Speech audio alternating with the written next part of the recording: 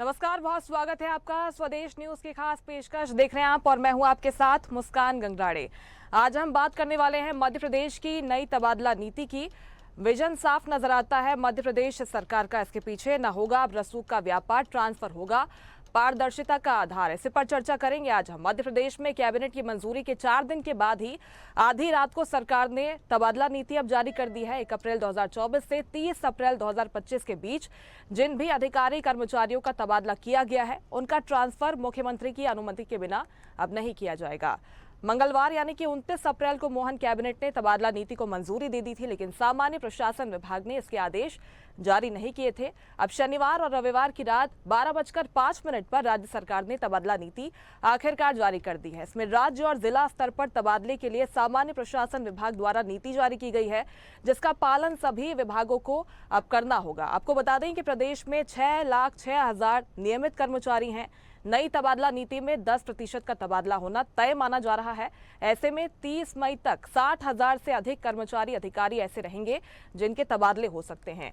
तबादला नीति में यह भी कहा गया है कि गृह विभाग के अंतर्गत उप जिलाधिकारी जो हैं, शिक्षा अधिकारी जो हैं, वो भी निर्णय ले सकेंगे। इसके साथ ही इसमें कई तरह के बदलाव किए गए हैं। इस बार मंत्रियों को भी छूट दी गई है। मंत्री की अनुमति के बिना ट्रांसफर नहीं किया जाएगा। मुख्यमंत्री की अनुमति के बिना ट्रांसफर नहीं किए जाने के बाद भी इसमें की गई है। तो मोहन कैबिनेट ने तबादला नीति को मंजूरी दे दी थी, लेकिन सामान्य प्रशासन विभाग ने इसके आदेश जारी नहीं किए थे। आदेश अब जारी हो गए हैं और इसके साथ ही इसमें कई तरह के बदलाव भी किए गए हैं। 3 साल तक रोक लगी हुई थी, लेकिन रोक अब हटा दी गई है। सभी विभागों को इसके पालन करने के आदेश दिए गए हैं और ये माना जा रहा है कि 10% का तबादला आदेश 60,000 से अधिक कर्मचारी अधिकारी इसके जद में आएंगे, प्रभाव में आएंगे, उनका ट्रांसफर हो सकता है। पुलिस अधिकारियों कर्मचारियों के तबादले गृह विभाग द्वारा गठित पुलिस स्थापना बोर्ड के आधार पर किए जाएंगे। तबादला बोर्ड द्वारा जिले में पदस्थापना का निर्णय भी लिया जाएगा। इसके साथ ही पुलिस अधीक्षक द्वारा प्रभारी मंत्री के परामर्श के बाद ही पदस्थापना की जा सकेगी। उप पुलिस अधीक्षक और उससे वरिष्ठ अधिकारियों के स्थानांतरण पुलिस स्थापना बोर्ड के दिशा निर्देशों के अनुरूप विभागीय मंत्री के अनुमोदन के बाद सीएम समन्वय में मुख्यमंत्री के अनुमोदन पर ही तबादले किए जाएंगे। तबादला नीति में प्रावधान किया है कि प्रशासनिक आधार पर किए जाने वाले तबादलों में उन शासकीय सेवकों को पहले बदला जा सकेगा जिन्होंने पिछले वित्तीय वर्ष के लिए निर्धारित लक्ष्यों को प्राप्त नहीं किया जाएगा, यानी कि उनका परफॉर्मेंस कमजोर रहा हो, उनके लिए यह लागू होगा। यह अनिवार्य नहीं है कि 3 साल पूर्ण होने पर ही तबादला किया जाएगा। इस पर कैलाश विजयवर्गीय ने क्या कुछ कहा है, सुनवाते हैं आपको। 2028 की स्थानांतरण नीति ये मंत्रिमंडल ने स्वीकृत की है और इसमें यह स्थानांतरण 1 से 30 मई तक किया जाना जरूरी है और एक 30 मई तक ई ऑफिस में सारे स्थानांतरण डालना होंगे। यदि उसके बाद यदि कोई स्थानांतरण किया तो वो स्थानांतरण नहीं हो पाएगा। इसलिए 30 मई के पहले सभी माननीय मंत्रियों से आग्रह किया गया है कि वे स्थानांतरण 30 मई तक कर लें।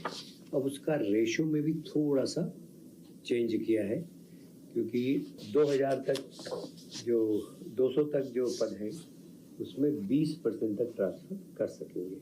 वो 201 से लेकर 1000 तक कुल उसमें 15% ट्रांसफर कर सकेंगे और 1 से लेकर 2000 तक की संख्या तक में 5%, 10% ट्रांसफर कर पाएंगे।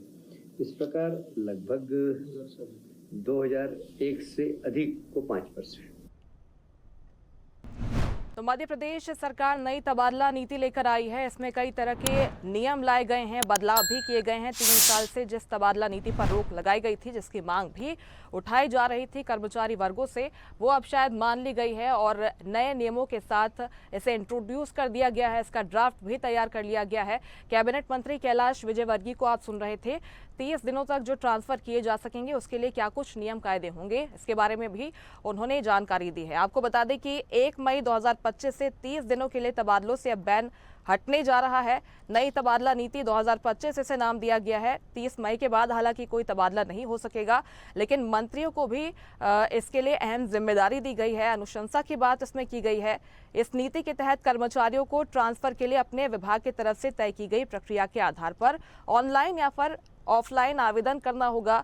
चतुर्थ श्रेणी कर्मचारी भी इसके जद में आते हैं। अधिकारी कर्मचारी के ट्रांसफर मंत्री अपने विभागों में एक से दूसरे जिले में इसके बाद कर पाएंगे। इसके बाद ही अपने प्रभार के जिलों में जिले से जिले के अंदर भी तबादले किए जा सकते हैं। कई प्रमुख बिंदु हैं इस नई तबादला नीति के।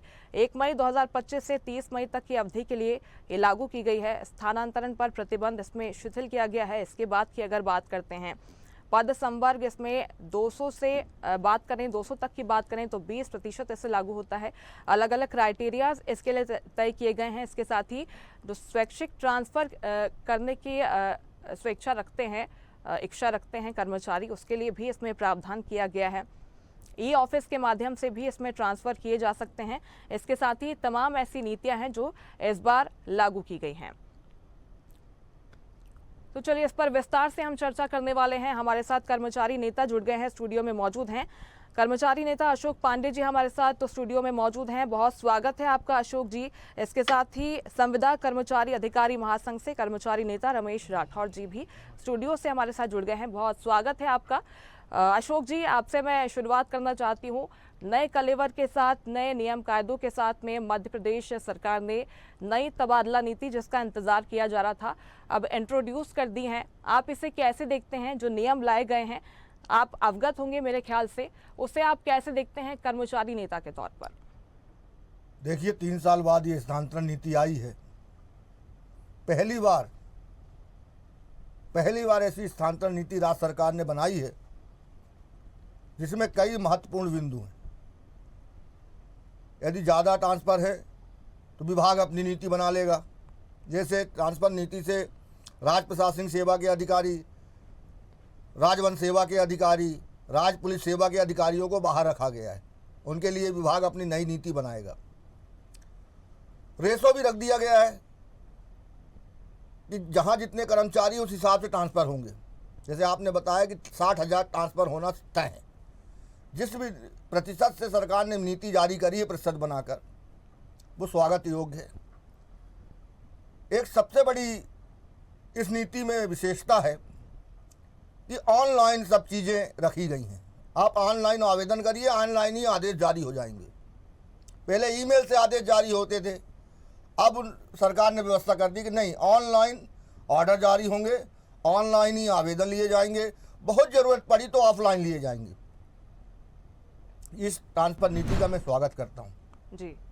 कर्मचारी काफ़ी परेशान थे, कोई स्वास्थ्य के कारणों से, कोई पारिवारिक कारणों से, कोई अपने माँ बाप की सेवा करने के उनके स्वास्थ्य के कारणों से अपनी पदस्थापना को कराना चाह रहा था। लेकिन 3 साल से ये स्थानांतरण में बैन होने के कारण कर्मचारी अपनी पदस्थापना नहीं करा पा रहा था, अपना स्थानांतरण नहीं करा पा रहा था और अपने पारिवारिक दायित्वों का निर्वहन सही रूप में नहीं कर पा रहा था।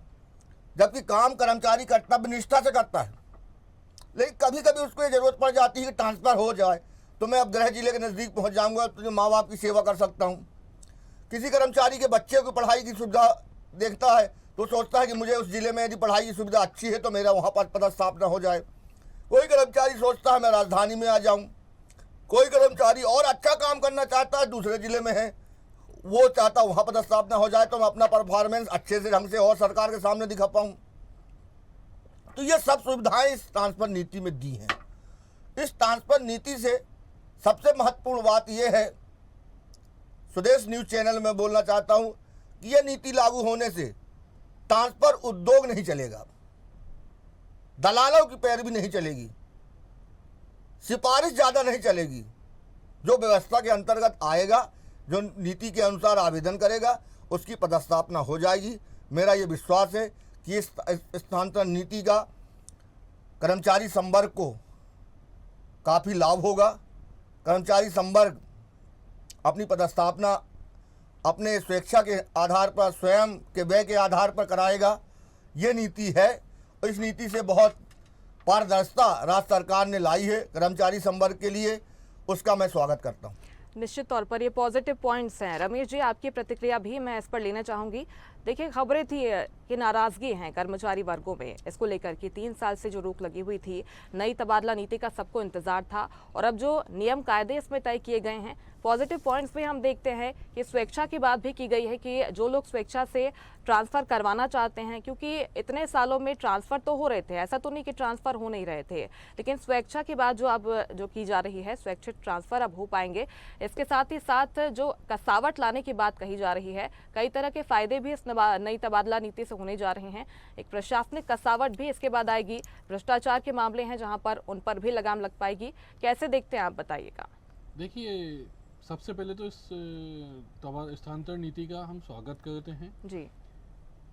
इस आज से पहले 3 साल से ये बैन लगा हुआ था, लेकिन 3 साल से पहले हर साल स्थानांतरण नीति आती थी और कर्मचारी अधिकारी अपने स्थानांतरण कराते थे। स्थानांतरण नीति इसलिए अभी आवश्यक हो जाती है क्योंकि हर साल नियुक्तियां होती हैं और बहुत सारे लोग विवाह के बंधन में भी बनते हैं। ऐसे बहुत सारी हमारी महिला कर्मचारी बहनें हैं कि जिनकी शादी हो गई थी, शादी होने के कारण वो ससुराल में जाना चाहती थी, लेकिन उनका स्थानांतरण नहीं हो पा रहा था। बहुत से ऐसे स्वास्थ्य के कारण से बहुत सारे कर्मचारी थे जो ऐसी जगह पे स्थानांतरण कराने चाहते थे जहाँ पे उनको चिकित्सा सुविधा उपलब्ध हो, वो लोग ट्रांसफ़र नहीं करवा पा रहे थे। ये जो स्थानांतरण नीति है ये बहुत पहले से बनी हुई है। इसमें कुछ 19-20 ही गड़बड़ होते हैं, जिससे कि कुछ लाइनें चेंज होती हैं, कुछ बाकी सेम टू सेम वही स्थानांतरण नीति रहती है। ऑनलाइन ऑफलाइन पहले भी था कि ऑनलाइन ऑफलाइन कुछ विभागों में ऑनलाइन होती है, जैसे स्कूल शिक्षा विभाग में ऑनलाइन स्थानांतरण नीति लागू है। इस नीति से सभी संवर्गों को सभी विभागों में बहुत अच्छा फ़ायदा मिलेगा। पिछले 3 सालों से कोविड के कारण, चुनाव के कारण, ऐसे 3-4 कारण थे जिनकी वजह से स्थानांतरण नहीं हो पाए थे, लेकिन अब कर्मचारियों को बड़ी राहत मिली है। इसमें स्कूल शिक्षा विभाग को पूरी अपनी नीति चेंज करनी पड़ेगी, क्योंकि स्कूल शिक्षा विभाग ने जो नीति बनाई है, आप इस स्थानांतरण नीति में मैंने पढ़ा है, इसमें अतिशेष उस कर्मचारियों को माना गया है जो सबसे बाद में नियुक्त हुआ है। लेकिन स्कूल शिक्षा विभाग ने जो नीति बनाई थी स्थानांतरण की, उसमें वरिष्ठ जो शिक्षक था, जो बाद में आया हुआ, जो सबसे पहले से पदस्थ है वरिष्ठ शिक्षक है, उसको अतिशेष मान दिया गया था। तो स्कूल शिक्षा विभाग को अपने पूरे स्ट्रक्चर पे पूरा ध्यान देना पड़ेगा, नीति पे ध्यान देना पड़ेगा और उसे बदलाव करने पड़ेंगे। जिन कर्मचारियों को पहले अतिशेष कर दिया गया है, उसके विषय में भी सोचना पड़ेगा कि उनको वरिष्ठ बतला के अतिशेष कर दिया गया है, जबकि जो सामान्य प्रशासन विभाग की नई नीति आई है उसमें कनिष्ठ को अतिशेष माना है। तो ऐसे बहुत सारे बिंदु इस नई नीति में आए हैं जिनको कई विभागों को सोचना पड़ेगा, पढ़ना पड़ेगा, उस पढ़ने के बाद अपनी नीतियाँ बनानी पड़ेगी। जैसे राजस्व विभाग अपनी अलग नीति बनाता है पटवारियों के ट्रांसफ़र करने के लिए, स्कूल शिक्षा विभाग अपनी अलग नीति बनाता है, पुलिस विभाग अपनी अलग नीति बनाता है, स्वास्थ्य विभाग अपनी अलग नीति बनाता है। जीएडी की नीति बनने के बाद ऐसे 4-5 विभाग हैं जहां पद ज़्यादा हैं, जहां काम करने वाले ज़्यादा हैं, उनकी अपनी अलग अलग नीति बनती है और फिर वो जीएडी से अनुमोदन लेना पड़ता है। उस जीएडी के अनुमोदन के बाद फिर उस नीति के तहत ट्रांसफ़र होते हैं। तो हम इसका स्वागत करते हैं। बिल्कुल अशोक जी, देखिए पॉइंट्स की जैसे बात कर रहे थे रमेश जी, पॉइंट्स पर अगर जाते हैं तो इसमें एक नियम ये भी इस बार लागू किया गया है कि अनुसूचित क्षेत्र में पहले जाना होगा, वहां पर पोस्टिंग को प्राथमिकता दिए जाने की बात की गई है। इसे आप किस तरीके से देखते हैं, क्योंकि कई बार ऐसी खबरें भी हमने देखी हैं कि ऐसे क्षेत्रों में लोग जाना नहीं चाहते हैं, वहां से ट्रांसफ़र करवाना चाहते हैं, तो अगर वरिष्ठता के आधार पर वहां पर पोस्टिंग की बात की जा रही है तो बहुत स्वागत योग्य कदम है ये। देखिए, स्थानांतरण नीति में जो भी बिंदु रखे गए हैं वो कर्मचारी को पालन करना पड़ेंगे यदि उसको स्थानांतरण चाहिए या राज्य सरकार स्थानांतरण करती है। 2 बिंदु हैं, एक तो स्वयं के बे पर कर्मचारी यदि चाहता तो उसका स्थानांतरण होगा, और राज्य सरकार यदि प्रशासनिक आधार पर विभाग चाहता है तो कर्मचारी का ट्रांसफर होगा। सरकार यदि चाहती है, विभाग चाहता है कि उस जिले चाहे अनुसूचित जिला हो या अनुसूचित जनजाति का जिला हो, ज़्यादा संख्या वाला, वहाँ पे यदि काम करने का अवसर कर्मचारी को दे रहा है तो कर्मचारी कोई दिक्कत नहीं आना चाहिए, न उसका हम विरोध करते हैं। कर्मचारी कर्तव्यनिष्ठ होता है, उसको कर्मचारी को नौकरी करने के लिए तो उसने नियुक्ति ली है, उसको अनुसूचित जाति के क्षेत्र में करेंगे या सामान्य क्षेत्र में करेंगे, जहाँ भी करेंगे वो अपना परफॉर्मेंस दिखाएगा। स्थानांतरण नीति में जो भी बिंदु दिए गए हैं वो कर्मचारी विरोधी नहीं है, कर्मचारी हित के हैं, कर्मचारी को उसका पालन करना चाहिए। और मेरा मानना है कि स्थानांतरण नीति के आधार पर कर्मचारी यदि पदस्थापना प्राप्त करेगा तो उसको कोई दिक्कत नहीं होगी। बिल्कुल, इसके साथ ही रमेश जी देखिए ये भी कहा गया है जो कार्यपालिक अधिकारी हैं उनके लिए कहा गया है कि गृह जिले में उनकी पोस्टिंग नहीं होगी, हालांकि कुछ एक्सेप्शन भी है इसमें, इसे कैसे देखते हैं? देखिए ये बहुत अच्छा निर्णय है, क्योंकि जैसे पुलिस विभाग का कोई इंस्पेक्टर है या टीआई है जो है, वो यदि अपने क्षेत्र में जैसे भोपाल के में ही रहने वाला सारी या किसी भी जिले में रहने वाला वहीं का व्यक्ति है, गृह क्षेत्र उसका है, तो वहाँ जाके निश्चित ही कुछ ना कुछ पक्षपात होते हैं सारी चीज़। इसलिए गृह जिले में जो ऐसे फील्ड वाली पोस्टिंग है जैसे कृषि विस्तार अधिकारी है, पुलिस है, ऐसे कई लोगों को वहाँ पे प्रतिबंधित किया गया है। ये बहुत अच्छा निर्णय है, ऐसे निर्णय का हम स्वागत करते हैं। बिल्कुल रमेश जी, इसके साथ ही इस बार ये खास फोकस में रखा गया है कि प्रशासनिक कसावट लाना है। मध्य प्रदेश सरकार जो नई नीतियां ला रही हैं उसमें हम देख रहे हैं कि खास फोकस में यही है कि ऐसे अधिकारी कर्मचारी जो कि अच्छा काम कर रहे हैं, बेहतर काम कर रहे हैं, उत्कृष्ट काम कर रहे हैं अपने अपने क्षेत्रों में, उन्हें प्रोत्साहित तो किया जा रहा है, लेकिन ऐसे अधिकारी कर्मचारी जो कि लापरवाही बरत रहे हैं उन पर पैनी नजर भी है, उन पर कार्रवाई भी हो रही है। तबादला नीति से ये भी स्पष्ट होता है। देखिए अपवाद सब जगह होते हैं, ऐसा नहीं कि हर व्यक्ति 100% सभी विभागों में या सभी फील्ड में, चाहे कोई सा भी क्षेत्र हो, उसमें आप ये नहीं कह सकते कि 100% सारी चीज़ें सही होती हैं। एक दो या कुछ परसेंटेज अपवाद स्वरूप भी बहुत सारे लोग होते हैं। यदि उनके साथ कोई ऐसा कार्य या उनको दंड दिया जा रहा है तो ये अच्छी बात है और इसका हम स्वागत करते हैं। बिल्कुल अशोक जी, और इसके पहले कई आरोप भी लगते हैं जैसे कि मंत्रियों से अनुशंसा की बात कही जा रही है, अगर मंत्री अनुशंसा करते हैं उसके बाद ट्रांसफर होगा। हालांकि इसका पूरा प्रोसेस होगा, ऐसा नहीं कि किसी मंत्री ने कह दिया और ट्रांसफर हो जाएगा, लेकिन पहले कई आरोप लगते हैं कि अपने पद का दुरुपयोग करके ट्रांसफर करा दिया गया। इस तरह के कर्मचारी बात करते नजर आए हैं, इस नियम को आप कैसे देखते हैं? देखिए ये बिल्कुल सत्य है कि तबादला नीति जारी होने के बाद जो नौकरशाही है वो अपनी भड़ास कर्मचारियों के ऊपर निकालती है।